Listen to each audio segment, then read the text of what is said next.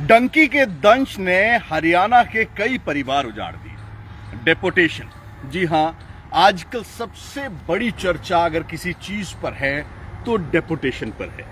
जो लोग विदेशों में बड़े ख्वाब देखकर, अच्छा और सुहाना जीवन जीने के ख्वाब देखकर डंकी के रास्ते दूसरे देशों में पहुंचे थे, बॉर्डर क्रॉस किए थे, अब अमेरिका के द्वारा यानी कि यूनाइटेड स्टेट्स अमेरिका के द्वारा डेपोटेशन का जो प्रक्रिया शुरू की है, उसके बाद से जो कहानियां सुनने को मिल रही हैं, जो दर्द बांटे जा रहे हैं, वो उन मध्यम वर्गीय परिवारों के हैं जो कि अमूमन अपना जीवन जो है वो 2 वक्त की रोटी पर काटते हैं, लेकिन अच्छा जीवन, बेहतरीन जीवन और थोड़ा सा लाइफस्टाइल अच्छा करने की चाहत में तमाम चीजें बिक गई, खेत खलिहान बिक गए, घर बिक गए,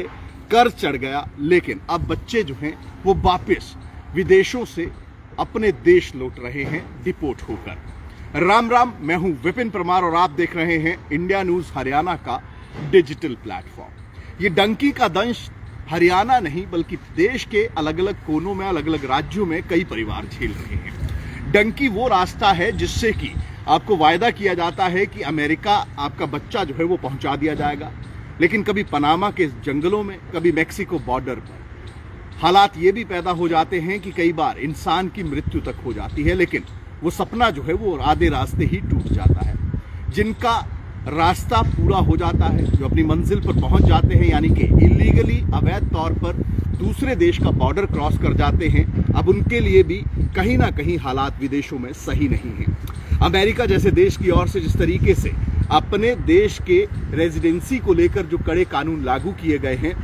उसमें कई भारतीय परिवारों के जो युवा गए थे अमेरिका में सेटल होने के लिए, या पूरा का पूरा परिवार गया था, अब उनको स्पेशल फ्लाइट्स से जो है वो देश वापस भेजा जा रहा है। डेपोटेशन ये वो शब्द है जिसने आजकल पूरे देश भर में हलचल मचा कर रखी है, और सबसे ज्यादा हरियाणा में इसलिए कह रहा हूं कि हरियाणा के अब तक लौटे तमाम युवाओं की कहानियां अगर आप सुन लें तो आपकी आंखों में आंसू आ जाएंगे, वो दिल पसीज जाएगा। किसी ने यह सोचा था कि बाहर जाकर जो घर कर्जा देकर, यानी कि जिस घर को गिरवी रखकर कर्जा लिया है, उसकी जगह पर पक्का मकान बनाऊंगा। किसी ने यह सोचा था कि विदेश में सेटल हो जाऊंगा, चाहे अवैध तौर से ही जाऊं, लेकिन विदेश में अगर मैं सेटल हो गया तो अपनी बहन की शादी करवाऊंगा। आज आलम यह है कि उन परिवारों के पास अब इस बात को लेकर सोचने के लिए सिर्फ समय बाकी रह गया है कि आखिर जो कर्ज लिया गया है, जो जमीन बेची गई है, उसको वापस कैसे हासिल किया जाएगा, कमाई कैसे होगी। तो ऐसे में जो कबूतरबाजी, जिस तरीके से ये जो इकोसिस्टम ह्यूमन ट्रैफिकिंग का, यानी कि जो व्यक्ति है उसको इलीगल तौर पर दूसरे देशों के बॉर्डर क्रॉस कराने का जो एक इकोसिस्टम, एक नेक्सस चल रहा है, उस पर हरियाणा सरकार जो है वो अब तलक होती, सख्त होती नजर आ रही है। इसी बजट सेशन में जो आगामी बजट सत्र है, उसमें हरियाणा सरकार एक बार फिर से वो एक्ट लाने की तैयारी कर रही है जिसमें कि ये जो इलीगल ट्रेवलिंग या इलीगल तौर पर विदेशों के बॉर्डर क्रॉस करवाए जाते हैं, कबूतरबाजी करवाई जाती है, उन ट्रेवल एजेंट्स के खिलाफ कड़ी से कड़ी कार्रवाई रखने का प्रावधान जो है वो हरियाणा में होने जा रहा है।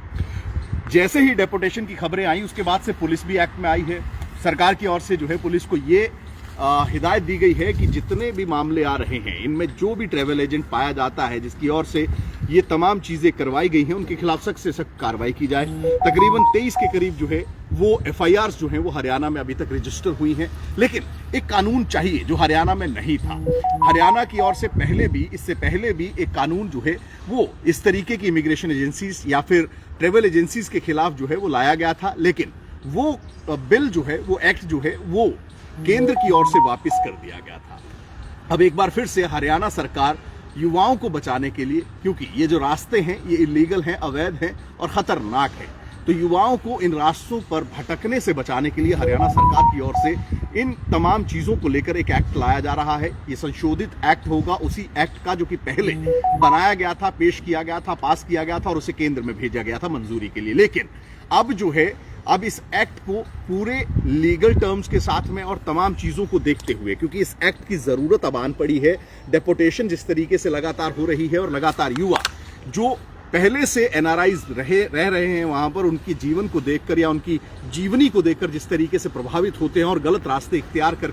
दूसरे बॉर्डर्स पर को क्रॉस किया जाता है। और कुछ ट्रेवल एजेंट्स ऐसे भी हैं जो कि इसी तरह के सपने दिखाते हुए ये एश्योरेंस देते हैं कि हम आपको पार करवाएंगे, बॉर्डर क्रॉस करवाएंगे और वहां पर तमाम चीजें हमारी रहेंगी। लेकिन जब वो रास्ता डंकी का शुरुआत होती है तो लाजमी सी बात है वो जीवन का खतरा, वो मौत का खतरा जो है वो मंडराता नजर आता है। तो ऐसे में अब हरियाणा सरकार की ओर से ये एक्ट बनाया गया है, इसी बजट सत्र में से पेश किया जाएगा। और जो इनिशियल जानकारी इस एक्ट को लेकर मिल रही है उसमें